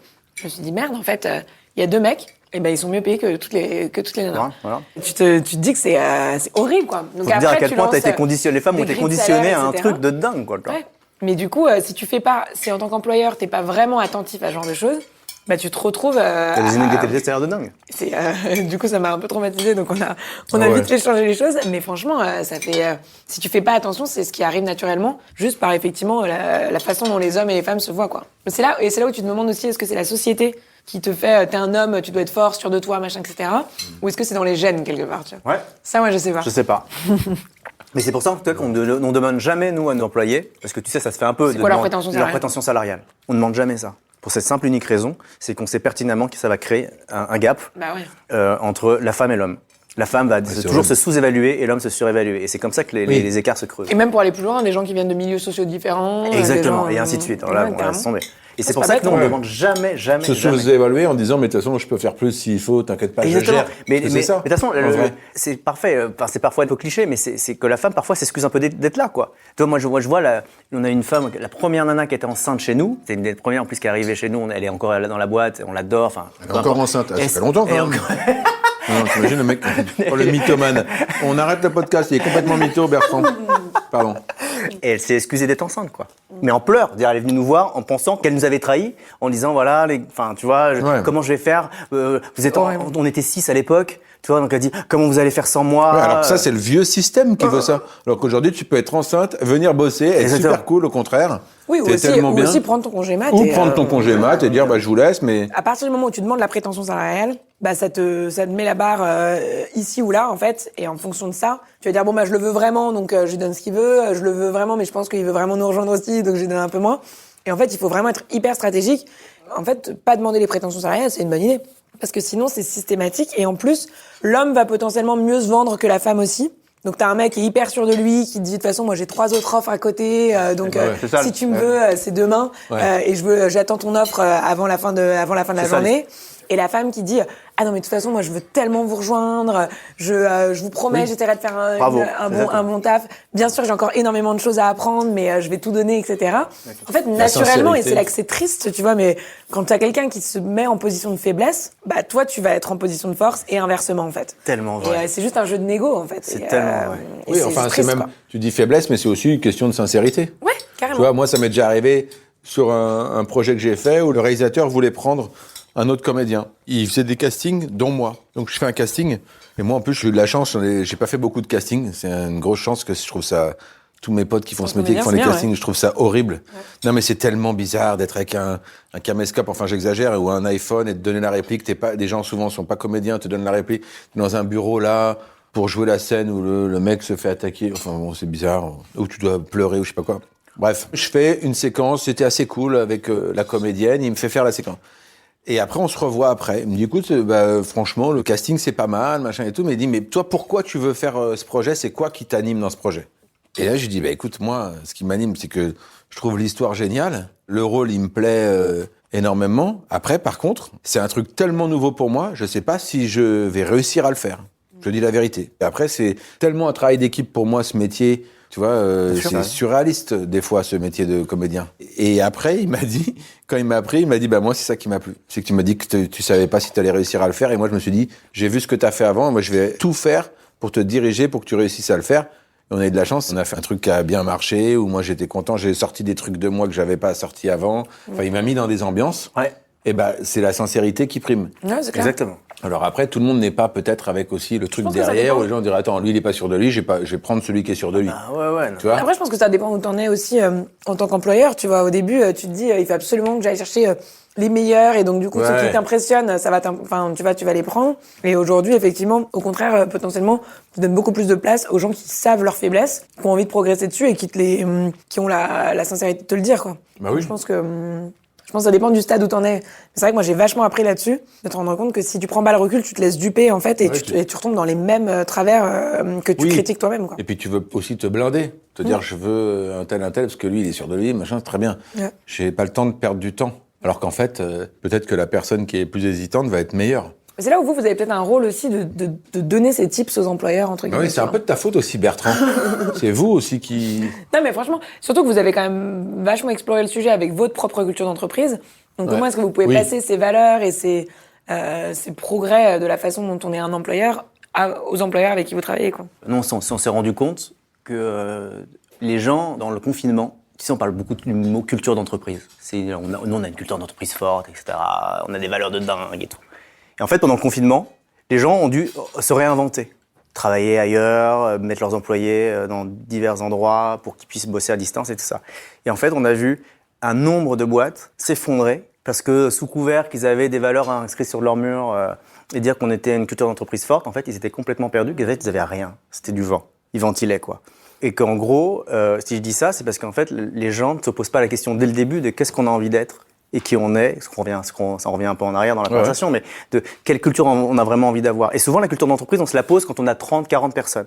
On dit, attends, on est 30, 40. Et si on s'inscrivait un peu dans des valeurs un peu fondamentales, de dire, on se pose 3 secondes et on dit voilà. Et en fait, c'est pas quand on est 30, 40, ni 10, ni 20. C'est dès le début, jour 1. C'est toi, moi, 3, si on est plus seul ou si on est en duo, si on est en trio quand on monte une boîte. C'est qui on a envie d'être et qui on est et quelles envies on a dans le recrutement, etc. Et je pense que ça, c'est ça, en fait, le secret de la culture d'entreprise, c'est pas de se poser la question quand il est trop tard ou quand on est 50, parce qu'en fait, il faut vraiment se la poser, c'est dès le départ. Et donc, en fait, on en revient un peu sur des fondamentaux, c'est comme tout dans la vie, quoi. Mais c'est quoi ta conviction? C'est de dire, mais est-ce que tu as envie de recruter des femmes, des hommes? Les gens se disent souvent, on verra. On verra qui on aura. Tu vois, on lèvera ce qu'on aura à lever.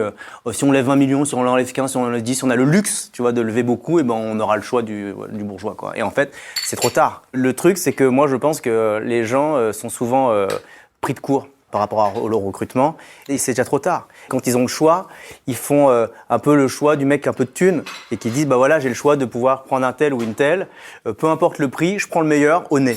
Et ils regardent le CV. Et voilà. Et en fait, c'est trop tard. Et moi, je pense que c'est pour ça qu'en fait, les boîtes, c'est génial le début. Parce que t'as pas de thunes, t'as rien. Et tu choisis les gens vraiment qui te correspondent vraiment parce qu'ils sont là. Ils sont peut-être à moins 10 niveau et diplôme. Mais putain, ils sont en chien, ils sont comme des oufs, tu vois. Alors moi, je le dis franchement, les meilleurs au tout début, c'était pas ceux qui avaient fait HEC. On en a eu des HEC au début. Et je peux te dire, c'était pas les meilleurs. Vraiment. Les meilleurs, c'est ceux qui arrivaient, qui disaient, putain, je crois en votre boîte, je crois en vous deux, là. Vous êtes franchement, là, quand je vous regarde, c'est dur d'y croire, mais vraiment, j'y crois quand même. Tu vois.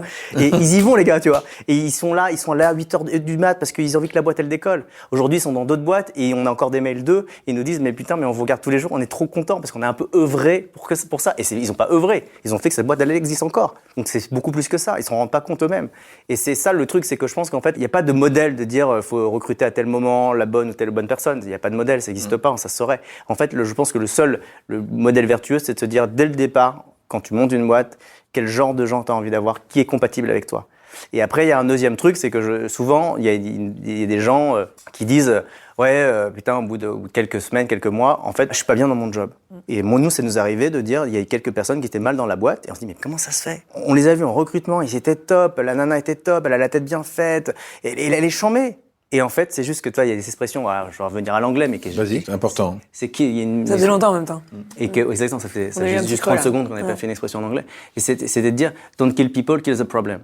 C'est en fait, on s'est rendu compte qu'en fait, on dit souvent aux gens, c'est elle. Attends, t'as compris, Fred, ou pas?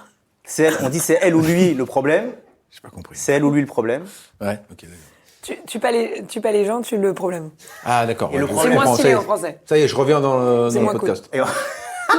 Et en vrai, le problème, c'est pas la personne, c'est en fait c'est que nous, on a mal géré, c'est qu'on l'a mis dans le mauvais job. Et qu'en fait, elle est hyper compatible avec la boîte. La nana, elle est top, ou le mec, il est top, mais en fait, c'est juste qu'en fait, elle est pas au bon endroit, quoi. C'est tout l'enjeu, c'est de mettre les bonnes personnes à la bonne place. Exactement. Quoi. Et donc, en fait, souvent, on s'est dit, c'est ça aussi la culture de boîte. C'est pas de forcément dire, ah bah tiens, en fait, ça le fait pas. Ouais. Donc en fait, au revoir, merci. Une vraie culture de boîte, c'est de te dire, attends, est-ce qu'on n'aurait pas déconné à un moment, quoi? C'est pas normal. Attends, on s'est fait chier à faire un recrutement. Non, tu vois, tout un truc qui fait qu'à un moment, on s'est dit, oui, on est ok, on fit à 100% l'un et l'autre. Et pourquoi en fait, à un moment, on se dirait, ça le fait pas? Non, il y a un problème. C'est pas forcément l'autre qui déconne. C'est pas parce qu'elle est mauvaise dans son job. Elle est peut-être mauvaise dans son job parce que la mission elle est pas claire, parce que nous on n'a pas été clair, parce que la boîte on l'a pas mise au bon moment, son bon timing sur le projet. Et en fait, c'est souvent avéré vrai. Et donc, nous, on a eu des histoires comme ça. On a dit, bah tiens, on a ce nouveau truc là qu'on va sortir. Par exemple, je dis n'importe quoi. C'est l'événementiel. Ça te dirait pas de développer des pôles événementiels? Et elle mettait en l'occurrence, c'est une histoire vraie. Donc là, c'est une meuf. Et elle nous dit, bah non, mais moi, l'événementiel, en plus, elle sortait d'un échec, si tu veux, chez nous. Donc, elle dit, vous êtes sûr, l'événementiel, c'est nous. Je dis, mais vas-y, essaye, je pense que t'es bonne. Et elle essaye, elle a cartonné. Donc, en fait, on se rend compte souvent que les bonnes cultures d'entreprise, c'est pas forcément les gens qui remettent tout en question, qui disent, ça fit pas avec nous. Donc, en fait, non, c'est pas que ça fit pas avec nous, c'est qu'en fait, elle est pas au bon endroit. Donc, et donc, c'est ça le truc que les gens devraient, moi, je trouve, comprendre dans les boîtes.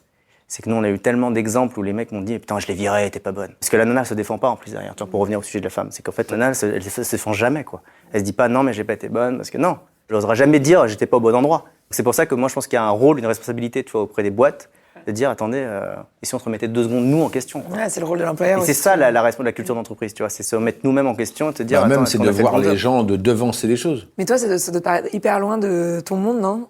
Ou est-ce que tu ressens ça aussi dans... Ben non, mais justement, moi, par exemple, mon expérience personnelle, j'ai toujours eu la chance de tomber sur des gens qui m'ont vu 5 ans après. Ouais.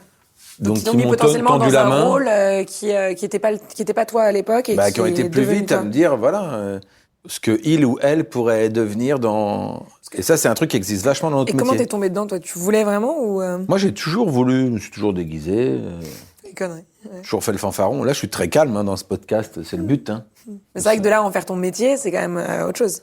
Ouais. T'as voulu en faire ton métier ou c'est devenu... Ouais, après, moi, je suis toujours dans ce qu'on disait au début, c'est-à-dire de croire que c'est possible et que, à un moment donné, quand tu crois en toi, tu es en cohérence avec toi-même, tu attires les gens autour qui vont faire que... Déjà, t'es toi-même, tu joues pas un rôle. Ouais. Même si dans mon métier, je joue des rôles, mais t'es toi où on t'aime pour toi. Tu joues pas à mettre un costume parce qu'il faut mettre un costume. Ouais. J'aime bien mettre des est-ce qu'il y a un costumes. moment où tu t'es dit, je veux en faire mon métier, je veux gagner ma vie avec ça? Ouais, bien sûr. Ouais. Mais après, pour moi, c'était quand même improbable. Hein. Ouais. Ça restait impossible. Je disais, je vais essayer, mais bon, je sais que ça marchera pas, quoi. Et finalement, à force je regardais tout le temps Canal et un jour, je suis tombé dedans. Mais du coup, moi, je trouve, pour parler de moi ci, moi ça, moi, j'ai fait. Qu'est-ce que tu parles de C'est toi que le truc qui m'a assez plu, c'est de me dire, à un moment donné, moi, je suis tellement là-dedans dans ce truc de croire en les choses que quand le jour où je me suis retrouvé chez Canal+, ou à Canal+, je sais pas comment on dit, Hâte. Canal+, Arrobase Canal+. sans aucune prétention, je trouvais ça normal parce qu'en fait, moi, c'était les gens que je regardais tout le temps. Donc, de faire partir de leur C'était ton bande, monde, quoi. j'avais juste cette petite prétention de me dire, moi, je peux être de cette bande-là, en tout cas, dans mon coin. Je pense que j'appartiens à ça parce que moi, en fait, les seules personnes qui me font marrer ou que je trouve qui m'apportent de la culture ou qui sont dans le même délire que moi, c'est ces gens-là. Donc, le jour où je me suis retrouvé là-dedans, ça m'a pas fait péter un câble du tout parce que... Je trouvais ça assez naturel, en fait. Bah ouais, j'avais trouvé ma bande en fait. Et donc j'ai toujours pas je pété pense un qu'il y avait- câble, mais je suis pas à l'abri de péter un câble. Hein. À 70 ans, je pense que je vais bien péter un câble. Préviens-nous un peu avant, quand même, avant qu'on s'écarte. Non, mais c'est vrai que c'est marrant par rapport au monde de l'entreprise, c'est que notre boulot, nous normalement, il y a des gens, en tout cas à côté, qui te voient un peu dans quelques années. Ouais. C'est ce que tu dis, ce qu'il faudrait. Enfin, c'est ce que vous faites vous, hein, dans vos boîtes. Et il y a plein de gens qui le font, j'imagine. C'est en train d'arriver, heureusement, ça bouge. Mais c'est vrai que c'est un truc qui est sûr cool. que quand tu vois quelqu'un d'intelligent et qui a envie de pas être bon dans son job, en tant qu'employeur, tu te dis, il y a un truc que je fais mal là. Il y a un truc que moi, j'ai pas réussi à voir ou un potentiel à déployer, quoi. Ouais. Et c'est vrai que ça fait vraiment partie du taf de voir ton organisation, voir les gens et de savoir comment est-ce que tu trouves les meilleures situations, quoi. Mais c'est pas facile, hein. Mais c'est Non. hyper intéressant. Mais vous êtes content aujourd'hui, sinon? Vous êtes heureux aujourd'hui? Moi, je suis hyper contente. Ça fait bizarre de dire qu'on est content. Faut peut-être le dire en chuchotant. Ouais. Non. Surtout en français, c'est mal vu. Comment on dit en anglais? Je suis content. Super happy. Successful. Connard. Non, mais évidemment qu'on est hyper heureux, mais c'est surtout que... Enfin, toi, tu te rends compte, on parle de... Enfin, on est des bébés, quoi, tu vois. Nos boîtes, elles sont hyper jeunes, en vrai. On parlait de grands groupes, Nestlé, etc. Mais nous, tu vois, là, je te dis, moi, ça fait 6 ans. Ouais, mais peut-être Enfin, qu'en étant c'est- très jeune aussi, tu peux faire plus avancer les choses grave, que, mais tu vois, en fait, comme c'est on ça, disait, elle est là, le gros exact, elle est là, notre mastodonte. fierté. D'ailleurs, comme l'État français, pour pas le nommer, c'est le gros mastodonte, c'est super dur à renouveler, à moderniser. Mais la elle est là, preuve. notre fierté. Regarde ce qu'a fait Lucie en quelques années. C'est fabuleux. Tu vois, je veux dire, c'est ça qui est fou. Moi, je pense qu'elle est là un peu, tu vois, là, même c'est quand fou, c'est dur. Tu dis, bah voilà, on a réussi, elle est un peu plus vite que l'histoire. Peut-être qu'elle nous a parfois un peu dépassés. Mais tu vois, elle est partie de sa conviction. La jeunesse est géniale. Donc, tu vois, je D'ailleurs, pense- Lucie, si tu cherches une femme pour faire ta pub, je pense à Compter moi. sur toi? Ok. Je n'hésiterai pas. Voilà. Donc, évidemment qu'on est heureux. Mais Non, mais je pense que c'est vrai que même en tant que... toi, tu le disais, t'as monté ta boîte pour faire un truc avec ton pote. ouais. Je pense que le gros luxe d'être entrepreneur, c'est que tu choisis les gens avec qui tu travailles au quotidien, quoi. Et ça, en fait, ça change tout. Ça fait trop plaisir et tu te lèves tous les matins, t'es content d'aller au bureau parce que tu sais que tu vas retrouver tes potes, en fait. Ouais. Franchement, Bah, moi, c'est un enfin, vrai plaisir. Ouais. Moi, j'ai toujours C'est ce que vécu je ça disais dans que mon avec la bande. métier. Ouais. Tu vois, tu bosses qu'avec des gens que t'aimes, tu sais pourquoi tu bosses avec eux. Et même des gens que tu rencontres sur un tournage, tu les connais pas et c'est la même passion, par Exactement. contre, qui t'anime. Donc, tout de suite, t'as un lien. Exactement. Ouais. Donc c'est vraiment une histoire de rencontre et de gens, quoi. Et moi, c'est ce qui me rend le plus fier, tu vois, encore plus que l'impact. Alors c'est vraiment quand même un truc hyper important pour moi et qui me motive au quotidien, c'est l'équipe qu'on a pu créer autour de ce projet, Ouais. quoi. Et c'est des gens qui maintenant sont hyper potes, qui potentiellement ont des gosses ensemble, parce que tu vois, ça devient un peu... C'est très drôle. Ouais, Ouais. ça devient l'effet secte assez rapidement. Mais c'est vrai que tu fais trop de choses et tu crées des super belles relations, quoi. Et toi, tu parlais de rencontres.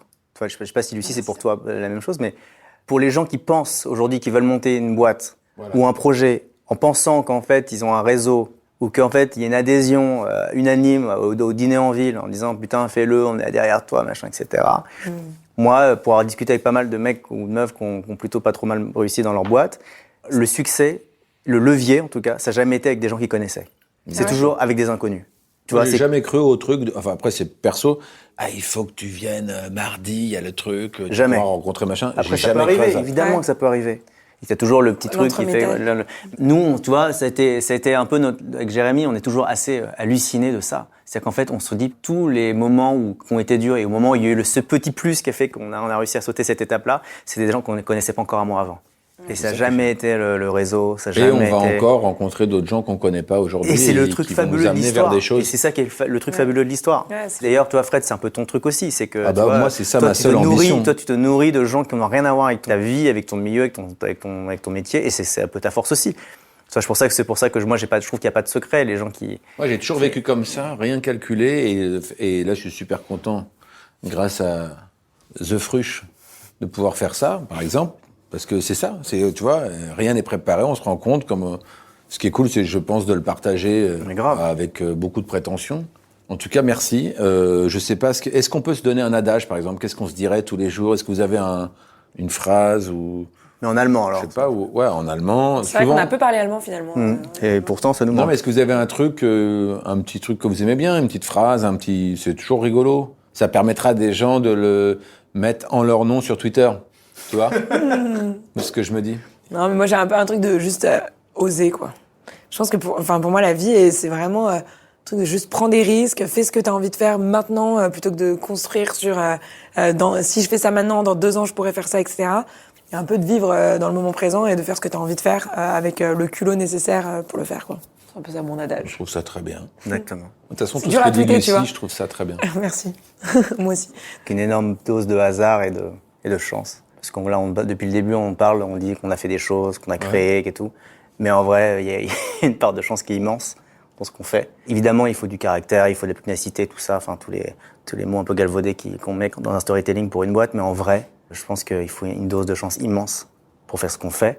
Ça vient pas comme ça, mais il faut la créer, mais il faut sortir. Après, tu peux créer ta chance. Et donc c'est pour ce que disait un peu Lucie. Créer ta chance. Créer ta chance, Très c'est ce qu'elle dit, slogan. oser. Mais tu vois, la chance, il faut y aller. C'est peut-être un tatouage, même. Il faut aller en faire C'est peut-être un tatouage, ouais. Je vais peut-être me faire ce tatouage. Oula, Créer ta chance. Et sur le coup, là, comme ça. C'est vrai que t'en as pas sur le coup. Ouais. Ah ouais, c'est pas mal, créer ta chance. Crée ta chance. Et en vrai, c'est ça l'histoire. Ça vient pas comme ça, mais il faut se la créer de ouf. D'accord. Et toi, Fred, ton adage? Moi, je voulais dire un truc, mais j'ai oublié de le noter tout à l'heure. Ah, merde. Le truc fake à mort. Non, j'avais trouvé une super phrase tout à J'ai l'heure. trouvé sur Google. Enfin, c'est pas moi qui Toujours l'avais dit, c'est noté. quelqu'un qui l'avait. Oui, mais Sur Punchline. j'étais à la radio. T'étais en mode avion? Dans une interview, désolé, mais je fais pas mal d'interviews aussi, moi aussi. J'ai une vie trépidante, il n'y a pas que vous. Voilà, et j'ai pas noté comme un idiot. Non, moi je dirais le pouvoir de l'intention, quoi. C'est-à-dire qu'à un moment donné, on tu veux, croit tu peux. que, voilà, quand tu veux, tu peux, ou mets-toi en cohérence avec toi-même. Exactement. À force de dire, tu vois, par exemple, je veux faire un tournage à l'île Maurice, tu te mets dans ton truc de tournage à l'île Maurice, et puis je suis sûr que là, d'ici, allez, même pas dans 15 jours, là, ça fait 3 mois que je suis sur l'île Maurice, on va m'appeler, et tu veux venir à l'île Maurice? Ouais, je sais Avec pas, plaisir. ça dépend, c'est quoi les conditions? Je suis une femme, tu vois, mettez mon salaire en avant. Dans la tête. C'est vrai que les gens qui ont le Covid, je comprends pas. Tu dis que j'ai pas le Covid, t'as pas le Covid. Tu vois. Ça va, t'as essayé, ça marche? Bah, je l'ai pas eu. Tu l'as pas eu? Ouais, je l'ai eu 3 fois, moi. 3 J'ai fois? eu les 5 T'as la variants. chance. Oh, c'est de la chance. J'ai eu tous les variants. T'as tout essayé? Eh ben, écoutez, merci beaucoup, hein. Je vous Merci, souhaite mon un frère. bon dessert. Eh ben, merci Et un beaucoup. bon Merci appétit. beaucoup. Trop cool. C'est magnifique, il y a même des petites feuilles d'or. En mode avion est une création originale Engel, présentée par Fred Testo. Production Engel et CocoJet. Ingénieur du son, Paul Fourrure. Production Raphaël Fruchard et Clémence Friès. Réalisation Raphaël Fruchard. Coordination de production Alix Pénichon. Abonnez-vous à votre podcast En mode avion sur votre plateforme d'écoute favorite pour ne manquer aucun épisode.